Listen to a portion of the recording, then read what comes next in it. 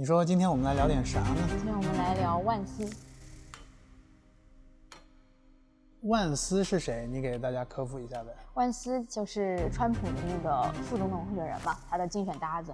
Vice President-elect J.D. Vance. J.D. Vance. J.D. Vance taking the stage. I think that we just witnessed the greatest political comeback. 那么这个搭子呢，故事比较神奇。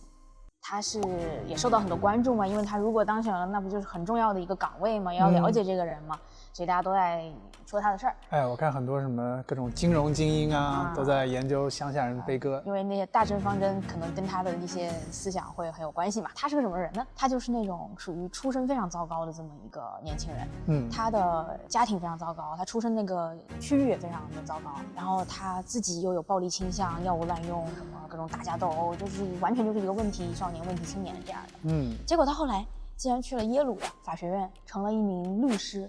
而且他还30多岁从政了，30多岁就成了他们州的参议员，平步青云啊！什么意思呢？就是你可以把参议员想象成一种类似于省部级干部这么一个职位啊，这样一个重要性。现在39岁，又受到了这个川普的提拔，成了他的搭子。如果他们能够成功的话，啊，那就是正国级了，即将荣登正国级。哇，就很神奇啊！所以呢，当然大家讨论他呀。了解他，是从他的那本畅销书赚了很多钱的那本畅销书《乡下人的悲歌》，乡下人的悲歌，从这本书开始的。让我们今天也要从这本书来入手。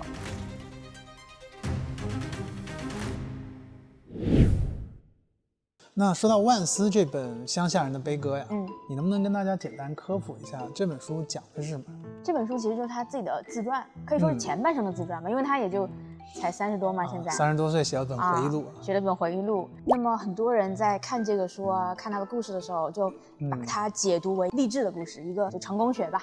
但是实际上我们看到的远远不止这些。就是你从他的故事能够看到什么呢？就是如果说逆袭这个事儿，把烂牌打好这个事儿，有一套公式的话，那这个方法论这个公式是什么啊？我们今天可以来给大家把这个事情系统化、公理化，对，解构一下，把里面的这个逻辑，把背后那个模型给大家展示一下。对对对。还有啊，你想过吗？就这本书，它叫悲歌，它叫乡下人的悲歌。那如果它就只是一篇成功的成功学爽文啊，那它应该叫乡下人的凯歌，什么重生之我在俄亥俄当参议员。对啊，它应该叫这种名字，对吧？那它叫这么一个非常有点悲伤的这个名字是为什么呢？因为这本书里面最深层的那个事儿，是他把美国社会最血淋淋的、最残酷的那个事实给剖出来了，给全世界看，亮在这儿，就有点像就是张爱玲说那句话，就叫做“生活是一张华丽的袍子啊，那翻开来之后全是虱子。”就这么一种金玉其外，败絮其内啊！他其实在讲美国社会的这样一种问题。所以你像这本书，它有多火呢？它在亚马逊上，就美国亚马逊上，他们9万评论，有9万多评论，这个很不得了的。你想，比它多的大概也就《哈利波特》系列吧。啊，《冰与火之歌》什么？对，《冰与火之歌》这种超级畅销书、现象级畅销书。但是你想，比如说《哈利波特》，那是90年代，就我们从小看的那种。这本书是16年才开始卖的，它就只卖了最近这几年而已。然后它就已经有这么多的这样量了，所以是一个现象级作品。现象级作品。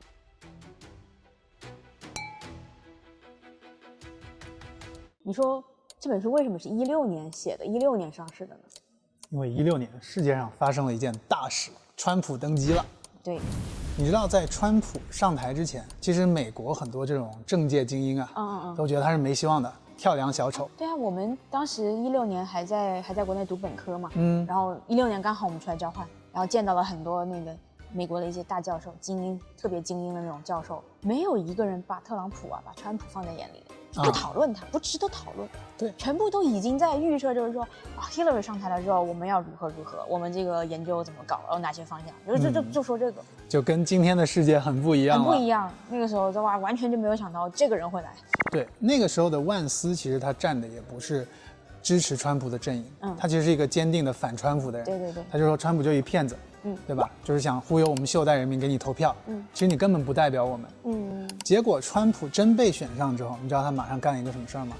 倒戈了，瞬间倒戈，马上站队，这人非常聪明，见风使舵，对吧？识时务者为俊杰。当然我这都是讽刺了，然后他就写了这本书，这本书其实算是他加入川普阵营的这么一个投名状了。就这本书里面，他其实主要就是用自身的经历，告诉别人说川普为什么会上，为什么美国的这些袖带的人对精英团体失望了。反而对一个这种像是跳梁小丑似的，像是这种言行夸张的、说话特别不靠谱的这个人，反而他们觉得更亲近。对，前面讲了那么多，其实都是铺垫啦。我们现在就看一看万斯那本书，还有他的前半生具体什么样子的。首先呢，他是出生在一个非常没落的那种钢铁小镇。对很多人都失业了，然后他自己呢就是也比较糟糕，他家庭本身很糟糕。他呢没有爸爸，他的爸爸在他很小的时候就跑了，就抛弃了他们一家人。然后呢，他有一个同母异父的姐姐，这个姐姐的爸爸也跑了。这个姐姐的爸爸是他妈妈的高中同学，就相当于他们是在高中就把他姐生了。对，然后他妈妈呢问题也非常的大他妈妈是一个非常恐怖的那种对，就是首先他妈妈有滥用药物，他自己是一个护士，但他每天吸毒。就这么一个状态。对，而且他经常就是情绪非常的不稳定。我觉得可以这么说吧，就他妈这辈子就没有学会怎么非暴力沟通，就他妈每次沟通都是情绪沟通。他以前在万斯小时候辗转流连于各个男人之间，他有很多男朋友，换了很多男朋友、丈夫，他很多。我记得他最夸张的是跟一个人刚认识1星期结婚。对，然后他说他妈的那个护照上面的应该说身份证吧，上面那个姓氏成天就换。对，因为对，因为他们冠夫姓嘛。对，因为在美国冠夫姓嘛，就他妈今天姓这个，明天姓那个。天哪！万斯也是，因为万斯跟着他妈改了很多姓改了很多姓。对，然后后来直到万斯的抚养权被交给他外婆之后，他就冠以了他外婆的姓。万斯其实他外婆的姓，不是他爸，不是他妈。不是他生父，不是他生母的姓，是这么一个事儿。明白。对，然后他小时候呢，每天他妈在家就是经常就跟他们家里那个男人，这个男人就已经变成一个流水的男人了。男人只是一个那个符号只是一个符号，不知道。对，反正就跟他们家里那个男人就一定要非常粗暴，而且他妈是一言不合就扔盘子，就扔盘子是一个砸东西。对，这个其实我们画一个重点，后来我们会讲到这个行为怎么来的。他妈就每次就跟这男人互扔盘子，对，然后扔完盘子之后，万斯就在自己的房间里面就听到乒铃乓啷、乒铃乓啷、乒铃乓啷，然后他每天晚上就是在自己的房间里，他这么贴着那个墙，就听一下下面会不会发生什么事儿，因为他在盘算什么呢？他可能要去救他妈。如果事情严重了，对，那如果事情不严重呢？他凑热闹听一听，好玩。OK。然后他每天在上学的时候，班上老师教什么数学，他就在心里想，今天晚上要怎么度过。就担心这些东西。就整个人是一个那种生存模式，超级紧张。就战或逃，每天就是战或逃。对，所以他在烽火连天每天。所以他在学校里成绩是不好的。对，他就连英语就英语对于美国人来讲就是我们的语文了，就基本的语言他英语就是 D 或者 F， 不及格不及格，就这么一个状态。而且小时候他妈不仅是对他们家那个男人，他就经常对自己的孩子也是各种抱怨甚至就是暴力相向。他妈有那种自杀的倾向，他有一次自己开车想把自己撞死，没撞死了。对，然后他还有一次载着万斯，突然他就失控了，然后同归于尽。同归于尽。对，然后后来就万斯就逃跑到别人家那儿，然后别人报了警，警察就把他妈给抓了。抓了之后，后来就法院判决嘛，说你再也不能对万斯进行监护了。所以万斯才到他外婆那儿，他外婆成为了他的抚养人。对，所以就是他妈其实是一个精神状态不稳定，然后自己生活其实过得比较糟糕。因为他职业上来讲算是收入还可以的，他是一个护士。对，但他经常就负债累累，因为他有这些不良嗜好。因为他要去消费那些东西，然后呢还会惹官司嘛，惹官司，然后就要打官司对啊，保释各种都是费用。对啊，你还要离婚官司吧，各种离婚，离了多少次婚，都是钱吗？对啊，然后你要开车撞树车撞坏了怎么办？对，修车保险，各种，对吧？你就涨保险，就一大堆的。所以万斯小时候的这个成长环境，至少在他妈作为他监护人的这段期间，是非常糟糕的，非常糟糕。是的。然后万斯在学校里面，就他家里面就已经非常危险，他家里就是一个危险的丛林，学校也是。你知道，在他们那种地方的学校生存非常艰难，就是他跟我们以前上学的时候不一样。我们以前的学校就是大家就卷，就是班上老师就非常喜欢那种成绩好的。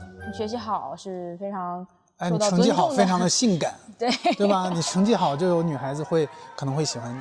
他们那是你是谁班上拳头最硬的。大家觉得这个人大家尊敬他，听他话。学习好反而是软弱。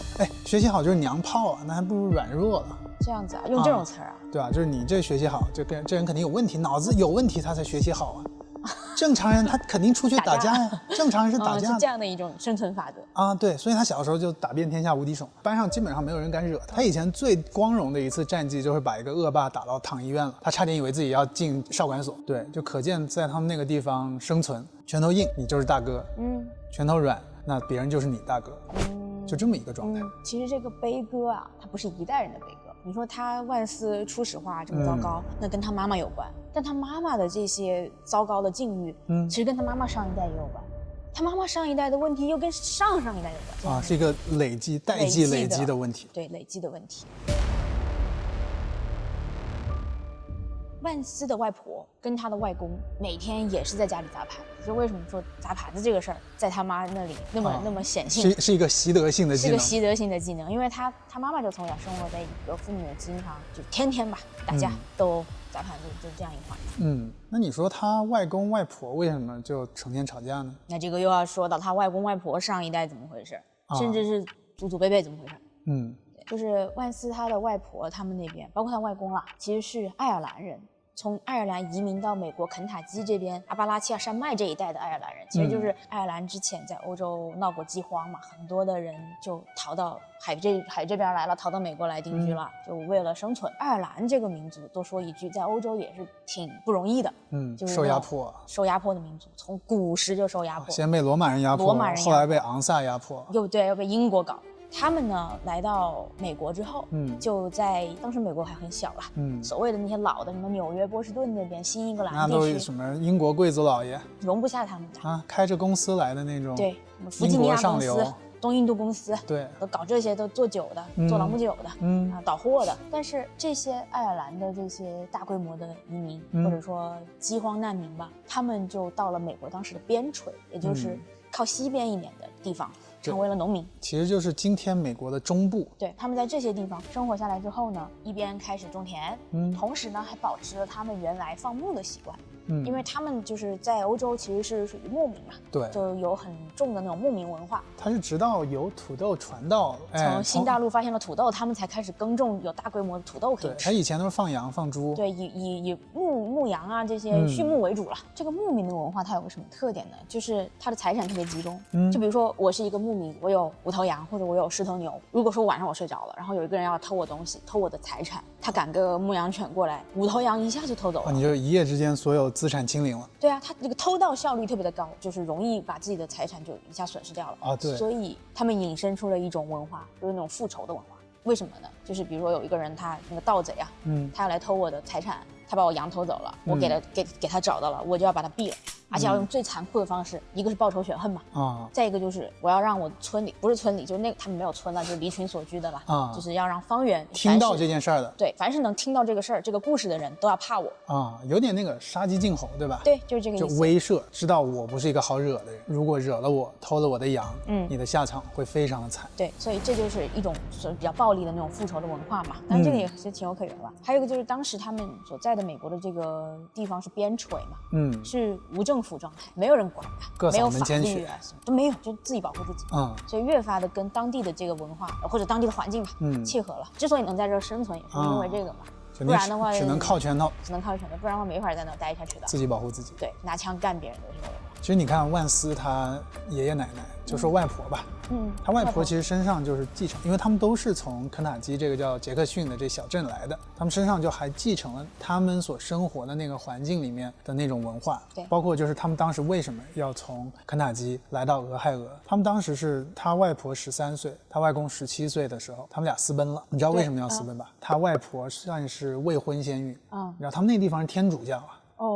对，爱尔兰信天主教很保守的，极其严峻，你知道这件事儿。而且在他们那种小镇的文化里，就是如果我家女儿被某个男人被某个男人搞大了肚子他没结婚，我要把那男人杀了，杀掉复仇。对，因为他玷污了我女儿的贞洁，而且我家的所有的孩子也会去帮我杀掉那个人，警察不会管，因为这个就是他们那里的一种社会规则。所以他奶奶跟他爷爷当时应该说外公外婆吧，就是一盘算，说这地方待不下去了，不然要死，所以他们就要进城，其实就跑吧。然后正好他们有一个这种进城的机会，因为当时就是40年代，就那个时候美国处于一个什么状态呢？2战刚结束，主要的大洲欧洲、东亚，全部被打成筛子了。世界上没有一个国家有正常的那种工业生产系统，对吧？你像就像苏联也被打成筛子了，苏联打死了一代人，打死了一代人。对，当时只有美国，就是它整个大陆上没有一处地方受到袭击，它有完整的工厂、完整的生产系统，所以就全世界这种国家的生产都是靠美国提供原材料、提供各种基建，买它东西，而且他还搞一个马歇尔计划嘛，借别人钱买自己东西，哎，就借你美元来买美国的东西，对，就是又收人家利息，又赚人家这个商品的利润，就非常爽了，非常爽。所以那个年代出现了60年代出现了一个叫美国梦的东西，就说你在美国当一个蓝领工人，家里一个人上班，就你上班，然后你可以娶老婆，老婆还不上班，你可以生2个娃，你还能买一条狗，还能买一条大 house， 一栋大 house， 一栋大 house， 一栋大 house， 就这么爽，带泳池的别墅，哎，就非常爽。这就是因为那个时候全世界的所有订单都在美国做，就资源全往他这集中，钱全往他这流，那你最基础性的工作的这种普通的工人，你也能赚很多钱啊。所以他奶奶爷爷其实就在那个年代的环境下，当时有一个公司叫做 Armco， 是一个做炼钢的一个公司。这个公司呢，他们就喜欢到这种乡村去招人。就这里其实还有一个事儿，就你知道为什么大企业，尤其是这种大工厂，他喜欢去乡村招人吗？为什么？因为农村人好管。就是城里的这些工人已经跟资本家斗了很多年了，知道自己的权益，知道怎么搞工会，知道怎么罢工，知道怎么要求资本家给自己涨薪。但农村很多就是非常淳朴，他们就直接从牧民变成了工人。他其实不懂那一套，他完全不懂，而且农村里面大家都守望相助的嘛，对吧？就不会觉得说啊，你是我老板，你剥削我，没有这个概念，没这种概念，他也不知道自己被剥削了，不知道自己每天工作那么久其实是有问题的啊。对，所以就是资本家很喜欢去农村招工。对，然后就是在这么一个时代背景下，当时万斯的外公外婆就被这个叫 Armco 的公司就招到了俄亥俄那边，然后他们就成为了工人，私奔到那儿去了，哎，私奔到那儿去，然后又有了这个招工的契机。对，所以就成为了俄亥俄的工人，就变成了袖带的第一批工人。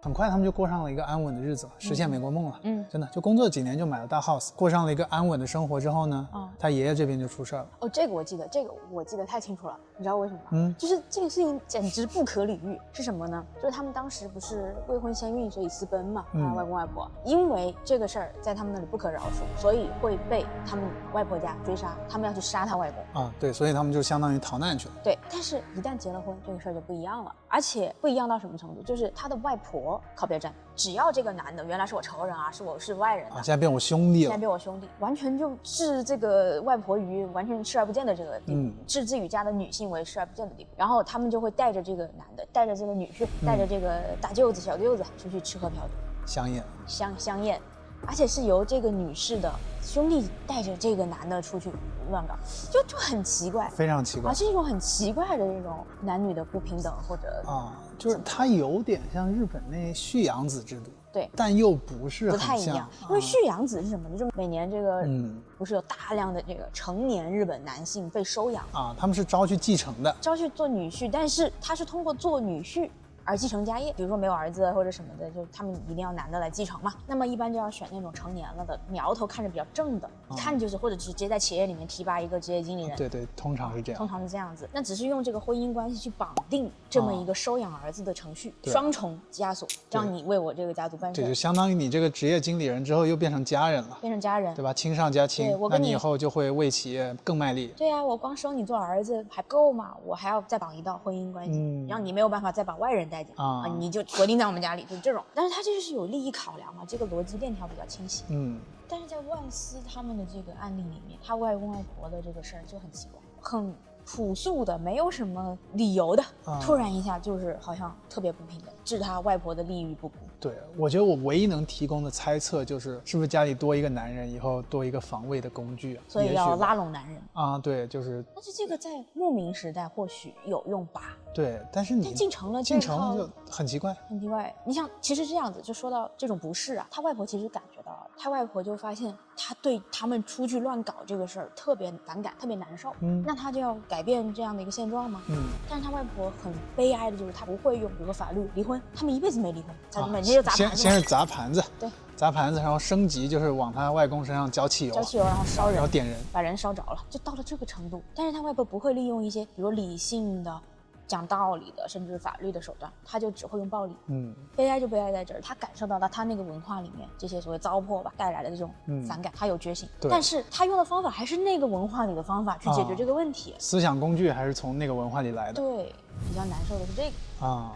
所以呢，万斯的妈妈那一代，在他外公外婆的这样一个非常糟糕的家庭的环境下，就过得都不好。对，那你怎么受得了呢？每天就是扔盘子、点汽油，就遇到都是这个事儿，就全部都是心理阴影。对，唯一有一个舅舅，最后混得还可以，是因为他很小就跑了。我觉得他们那个地方有点像一个重力场，像我们科学上说，你要脱离地球的引力，你需要达到第一宇宙速度嘛。对，在那种小镇上也是，你要离开那个环境，你必须飞得很远很远很远，而且你要以很大的速度、很大的动力飞到第一宇宙速度、第二宇宙速度、第三宇宙速度，脱离太阳系了，脱离银河系了。你要飞到这么远，你要离家特别远，你才能摆脱那种阻力，不然他就会把你拉回去，他会通过各种方法把你拉回去。所以很多人其实是离不开嘛，像他妈妈就没有离开。对，他即便就是你有离开的意愿，你也有可能说你在那儿学到的生活习惯，最终会让你堕落。然后比如说你换了一个环境，然后你生活习惯还是之前那一套，你会觉得新环境里不适，然后最后不管怎么样，你就会觉得哦，我要搬回原生的那个地方。有可能，对，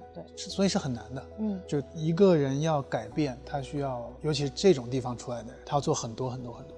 是的，而且其实呢，就这些矛盾在特别繁荣的时候，美国梦天花乱坠的那个时候，收入特别多的时候，其实还一定程度上显得没有那么的突出，当然也很突出了啊，就是用增长掩盖问题了，掩盖家庭问题，就好像就是说我还有工作啦，有钱赚啦，就家里吵架啦，吵架，而且是很容易就能赚到很多钱。但是后来不一样了，产业转移了。这里应该给大家补充一下吧，就是你想80年代的时候，里根搞新自由主义，对吧？就美国有很多产业资本就转移到东南亚了，因为那里效率更高，人更勤劳，工作时间更长。资本的逐利性一定是这样，它一定是到更好赚钱的地方去赚钱，它不会说我为了你这袖带地区的老百姓，完全不可能。而且就袖带地区那些老百姓也已经被宠溺惯了，这就是也是他们的问题了。然后这些钱呢就到东南亚了。一开始是东南亚其实发展的还算比较好嘛，就是大家确实是建工厂然后生产，但后来资本市场就发现，东南亚非常好赚钱，疯狂的去就一大堆外资就进来了，而且就当时基本上跟美国做生意，对吧？他就要求你要开放自由市场，金融自由，对，然后外资自由进入之后，就在这种地方堆起了泡沫。早期这种资本进的是制造业、实业，后来就开始进这种逐利行业，什么房地产、金融、股票，对，就基本上就这两个。然后当泰国这边的泡沫堆得很高之后，然后泰国因为他借的钱都是美元，但他还的是什么呢？他赚的是泰铢，但借了一堆美元，那还是还美元吗？对啊，你泰铢要换成美元还啊。结果就索罗斯那些人不就开始发现，有机会，因为泰国人的外债借得太高了，就泰国已经没有偿债能力了，攻击他。就攻击他，就是在市场上疯狂抛售泰铢啊，然后市场恐慌了，一恐慌就是整个市场跟着抛售泰铢。那泰国政府它没有那么多外汇储备来还这些抛售的压力，怎么办呢？疯了，就只能汇率自由浮动，然后泰铢就瞬间暴贬，然后所有泰国的这些资产对于美元来说就开始变得特别好收割了，就是这么一个事儿嘛。但其实这里面讲的就是说，当时在新自由主义开始之后，美国就已经不再是一个制造业立国的国家了。总之呢，万斯因为他80年代生人，84年的，他就是在这样的一个大的环境下，还加上他家庭的各种各样的问题，这样的一个环境里出生长大的。看他爷爷奶奶那一代非常繁荣嘛，对，他们那整个小镇其实就是一个公司的后花园，基本上这个镇上所有人都间接的或者直接的被一个钢铁公司雇佣，就有些人是工人，还有很多是开餐厅啊、理发店的这种服务工人的服务业，对。但当这个钢铁公司开始裁员之后，这小镇上就很多工人失业了嘛，整个城市就开始凋敝，因为你想这个城市的税负也是从这种房子的地税开始的，然后就很多这种医生、律师、商人就把房子卖了，然后他们就迁移去其他城市了。他们看到这种破败的迹象就跑了之后，你地税就开始下降，那政府就没钱了。对，所以留在这个小镇的都是那些没有能力出去了的人，就随着这个小镇一起破败了。